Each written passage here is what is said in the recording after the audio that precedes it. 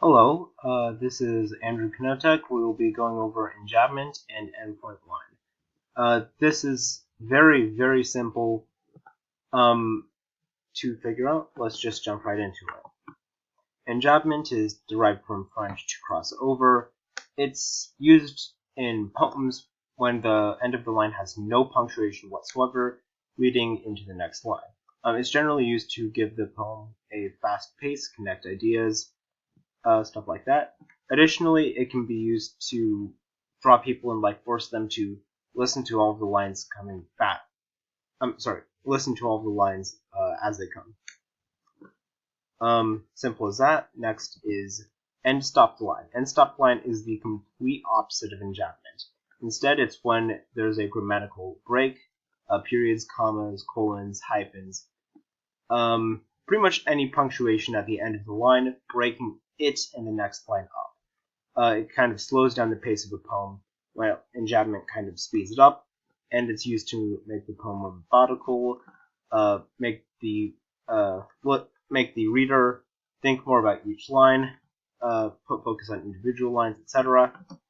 Now we'll look at some examples. Our first is from Endymion by John Keats. A thing of beauty is a joy forever. Its loveliness increases, it will never pass into nothingness, but will still keep a bower quiet for us and a sleep full of sweet dreams and health and quiet grieving. Now, notice that the first and last lines do not have enjambment. They end with a period and a colon. Now, only the middle lines have enjambment, and note how they kind of flow together. Its loveliness increases, it will never pass into nothingness, but still will keep a bower quiet for us and asleep. It encourages you to read them fast and loose, one after the other. Next is from The Winter's Tale by Shakespeare. I am not prone to weeping, as our sex commonly are, the want of which are vain do. Perchance shall dry your pities, but I have that honorable grief lodged in here which burns worse than tears dry. Now, Shakespeare uses enjambment quite a lot in his plays. And here, notice how none of these have any punctuation at the end, instead keeping their natural stops in the middle. Okay, next is the end stopped line examples.